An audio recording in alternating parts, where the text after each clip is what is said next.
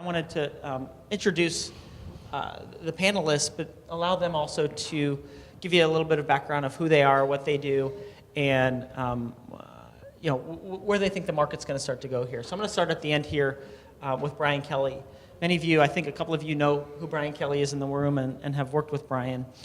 Brian is now with a firm called Analytics First, which is his own firm that he's created over the past few months.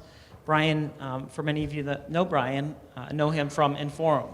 Inforum is a company, a firm that is one of what I would deem one of the pioneers in workforce planning and analytics from a vendor perspective.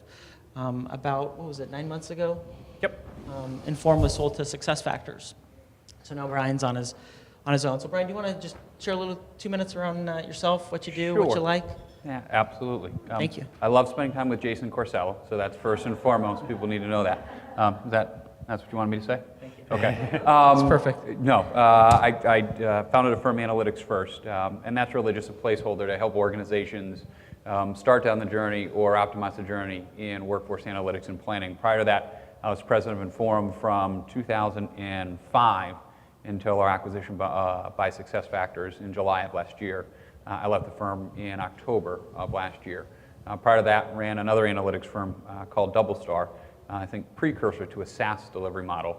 And for the first portion of my career, I spent 10 years in finance, which is where I first became interested in the area of measuring human capital.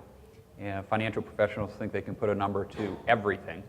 And rather than sitting on the sidelines and letting people butcher the process, I figured I would jump in with both feet and participate in the process. And I think the market's made great progress over the last, I'd say, 3 or 4 years in particular, where there are great companies that have seen meaningful business results through the use of workforce analytics and planning.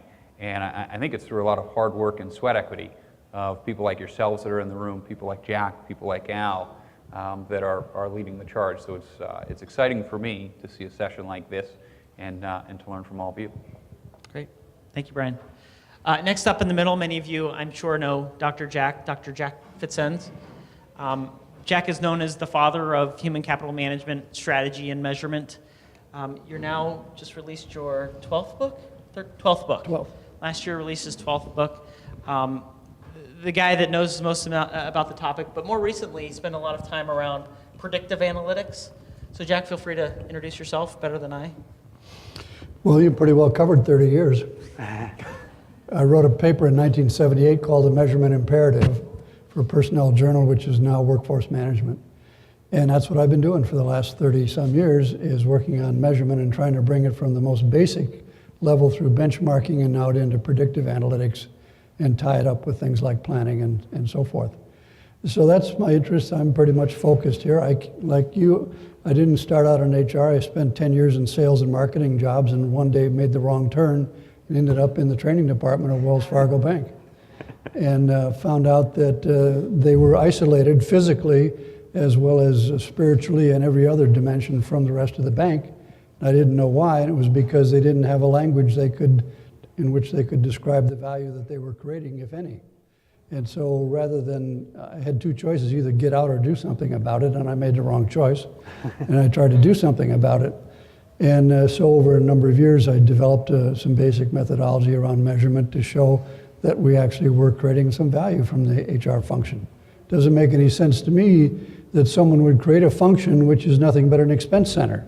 Well, what kind of sense does that make? I mean, if you ever started your own company and it was your money on the line, would you ever hire anybody to be an expense? Of course not. You hire people to create value. So either you get rid of the whole HR function or you find a way to create value, and that's all I'm about, is just trying to show the value. Great. Thank you, Dr. Jack. And last but certainly not least is Al Adamson. Al has been in the space for some 20-odd years. He's been a practitioner. He's been a consultant. He's worked with some great companies, Walt Disney Company, Gap, Comcast. You can name a few. So Al, do you want to introduce yourself, please? Sure. First off, thanks for having me, Jason, and it's a privilege to be up here with Dr. Jack and Brian. My background is important to what you'll hear me say today, because I think it's important that you understand all our structures of interpretation and how we view the work. My background is educational-wise economics, so systematic thinking, and I'm often asked, what is the critical success factor in getting this work done? And both these gentlemen have it, and hopefully we'll talk more about what it'll take to do this work successfully on an ongoing basis. But that educational background led me into Ernst & Young, where I was a management consultant for several years. And talking about taking a wrong turn, I found myself in Moscow, Russia one day and going, what the heck am I doing here? I was actually running performance measurement benchmarking studies for Ernst & Young, and we went over to Russia to try and do the same thing. And I'll spare you the long-winded version of that story, but suffice to say, I jumped off and I founded and ran a 5-gallon water delivery business, which might seem very remote from HR, but in leading a company, it became very clear that our critical success factor was in fact retaining or hiring and retaining key talent, particularly in an emerging market. So fast forward, I came back, started consulting around performance measurement and strategy, formulation, execution, using the balanced scorecard as the anchor. And at that time, there was an emerging interest in HR measures, namely headcount and turnover and what it meant, if anything, to business impact. That work led me into Gap Inc., where I led a group called Employee Insights. Then I soon thereafter joined Inform, and I've been on my own for the last few years. And like Jason said, I've had some success working with some of the most prominent companies in the world. By no means do I contend that I have this figured out. I like to say that I've made more mistakes as a practitioner and as a consultant than most. So hopefully that will provide some insight as we go along our discussion today. Great. Thank you, Al. So I've got a list of prepared questions here that I'll probably hit. This is hopefully going to be somewhat of a free-flowing dialogue, but also want to get your guys' questions as well. So at any point of time, raise your hand or just jump up and yell, and hopefully we'll get a conversation going here. The first question was really around, everyone's using the terminology, I think, a little bit different but together, right? Workforce analytics, planning, reporting, predictive analytics. So I would love to start off with Jack to provide some clarity on what those mean. Are they essentially all the same but being defined a little bit differently? Well, I tend to look at things from a communication standpoint because that's where my degree came from. And so I would look at this in terms of 3 verbs: plan, analyze, and report. The three different things, obviously. The only question is, which one do you do first? Most people would say plan. I would say analyze. You have to analyze where you are, where the organization stands, what it is, what it wants to become. Then you can begin to develop a plan from that. Otherwise, you have no target. If you just go out and develop a plan for what? Other than to make money. Well, that's not planning, that's hoping, wishful thinking. So I think you really have to start with an analysis of the organization and where the organization is trying to go. And then that gives you some sense of who you are now, what your competition is, what else is happening in the world, and then you can begin to do planning.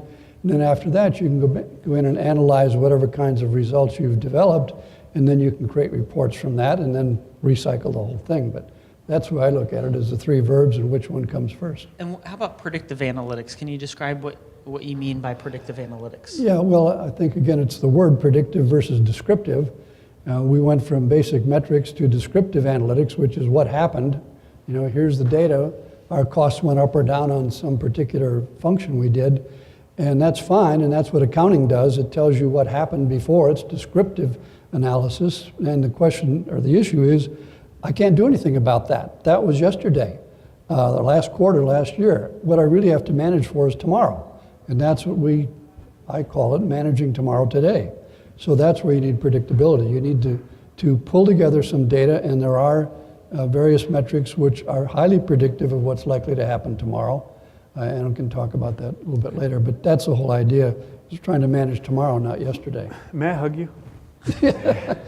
Not here. May I comment on something Yeah, real quick? why don't you go ahead and then Brian can jump in. Yeah, because I want to emphasize something that's really, really important that I hear clients or prospects say all the time, companies say, that we're not there yet. And if anyone says they're not there yet to me again, I might lose it. So please don't say that to me today. Because if you have data in your organization, which all of you do, and you've made significant investments in all kinds of talent management systems, there's a story to tell. And as soon as you start telling that story, you're going to learn what you have and what you don't have. You're going to learn what to improve and what is actually okay. You're going to learn what's in fact a fair and accurate target, which you can hold people accountable towards, or what's not. So without those stories, you're guessing. And in fact, it might be incentivizing the wrong behavior. So start on that journey.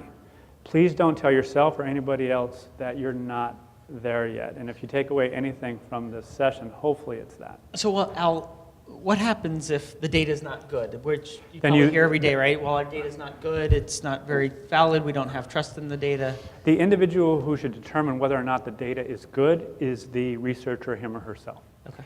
Because many people who are process owners, they say, well, it's not very good. We're not, we don't have business rules around entering a certain transaction into PeopleSoft, by a certain date. Therefore, our headcount number is not right, which affects our turn. Great, all fine and good. But if you're in a large system, that number is not going to have very much significance. You need to get it in the hands of a professional researcher to determine, hey, is it in fact an anomaly or something really truly wrong with the data that is going to compromise the quality of the story. Ultimately, we're looking for trends. So let a researcher determine that, not the data owner. Great. Brian? A couple of things. One, I tend to, when you think about big, complex issues, try to distill it down to what the type of toys my 7-year-old plays with, sort of Fisher-Price. So I have a saying, Fisher-Price it, move it to bite-sized morsels that everybody can understand. And I think it's important when you talk about, and I'm going to say workforce reporting, analytics, and planning. Key distinction from HR, never call it HR. If you did, you just marginalize yourself and no one will want to invest any money in it. So think workforce, don't think HR. Workforce reporting, analytics, and planning, it's an iterative process. They all have to work together. So as you start going down this path, prepare to address each of those areas at some point in time. It may not be today, but you have to have it on your radar screen. And I think about it in simplistic terms. Workforce reporting is just what happened. You're telling what just happened. You're giving facts. It's very easy. You're not looking to the future. This is what just happened. Workforce analytics tend to be more, why is this happening? It's investigative. You're looking into potentially correlation. It could be causation. Don't draw a distinction between the two for purposes of our discussion today. It's why is this happening?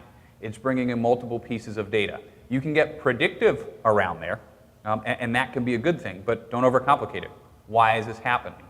It may be hypothesis-driven, where you think this is the reason or rationale and you bring data in to prove or disprove. That's okay. That's solid analytics. Workforce planning is you're starting to think about what might happen in the future. What different scenarios might come about that you need to be prepared for. So when I think about it that way, it's just simple. What happened? Why is it happening? What will happen in the future? Most people understand that. It's pretty easy to grasp. And I think it's a good starting point for every organization to have. You absolutely have to be prepared to address each of those, because when you get into a big, broad audience, people will start asking you questions, and unless you're able to articulate the differences between all of them, your initiative, your program will get stopped even before it's started. I would say one thing, and I would, for purposes of having fun on a panel, I'd challenge Al, right? I was about to say I want to hug you too. And now you're going to challenge Okay, me. I'm definitely going to challenge Al. We'll skip the hugging part at this point. I don't actually think that you need to have a professional researcher at the start of your project. I agree with your point of only a professional researcher can determine the statistical validity of the quality of your data, right? What I would say, how many folks in here have had challenges with your reporting, analytics, or planning initiative? Your data's not ready. Your data's not of the quality, you can't start yet. Right? And so many of you are lying because you're not raising your hand, right? That's a huge issue at every organization. Our data's not there yet. I would ask all of you, how many people made payroll on your last payroll cycle? Yeah. So You all made payroll? You have enough data to get started. And I would use that example as soon as you go back to your office. Did we make payroll? Everybody answers yes. We have enough data to start our reporting and analytics initiative. If you want to know why, you have a start date, right? You have basic demographic, you got birth date, right? You probably have a position, you have compensation data, you probably have a job title or at least some sort of position description. You have enough data to start a workforce reporting or analytics initiative and use that data to uncover issues with quality. Data cleanup for the sake of data cleanup is a wasted exercise. You're throwing money away. Don't do it. that's right. Right? The only way you can start to target where you should clean your data up is by looking at the data And so literally by starting with something as simple as payroll data, you now start to sort of shine the light under the rock and see where are their data issues. And is it meaningful to the people that will be making decisions that you clean this piece of data up, a position description, a job title, compensation data? Is it meaningful to the business people that are going to be consuming this data? Do they want you to focus on this? Or it's not meaningful, they'd rather have you focus on staffing data or recruiting data. That's more meaningful to them right now in terms of where the business cycle is. I would strongly encourage everyone to take that type of path. Otherwise, you're stuck in data cleanup hell. You'll never get out of it, and you'll be adrift. You won't know if it's adding value to your businesses or taking value away. So I would encourage, shine the light underneath the rock, start to put data out there, and let the people that are consuming the data tell you, I have questions about this data. I'm not sure it's valid. That's perfect. That's exactly the type of dialogue you want because it's meaningful to them. Otherwise, you're wasting a lot of time sort of in a lab, not sure if you're going to hit the target or not. So Dr. Jack, so you got the data. What else do you need? I mean, that's a question that we get from a lot of companies, you know, even at stage 0 and stage 1 is, I want to get started, but I don't know where to start, and I don't know what I need. So what do you need, even if you have the data? What do you need in terms of resources and process and people and things like that? Patience, tolerance, and courage. And I don't mean that to be funny. It's true. It's not an easy road. And I would suggest, so the way to get down it, to get moving on it, is to take something like Brian's talking about, pick an issue, and go out and gather the data around that issue as it relates to something in the organization. I look at this stuff from 3 different levels. A project level, which is, okay, here's an issue, we're going to go do something about this. That's it. Program level, which is we're going to take a function, maybe development or compensation or whatever, and we're going to analyze that. And then system issue, which is more like accounting. This is going to be part of the way we do business around here from now on. We're going to collect this kind of information, use it in this way, report it in that way, et cetera, et cetera. So you can do it at any of 3 levels, depending upon the resources you have, the amount of courage, tolerance, and patience that you have, and the support that you get from the organization.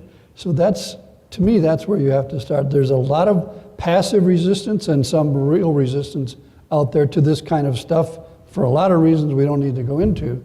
So I think you got to pick your target. Go out and fix a problem. A very quick example from my past when I was on your side of the desk. I came into an organization, lots of productivity and quality problems in the factory because we just weren't getting stuff out on time. And nobody thought it was a people problem. Everybody thought it was something else. And it turned out it was a supervisory problem.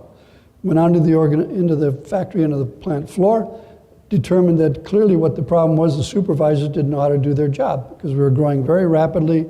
These people didn't have any training. They got shoved into jobs they couldn't do. And so they're screwing up everything. They can't schedule work. They can't coach people. They don't know how to hire people. All the fundamentals of their job. So all we do is have a basic training program.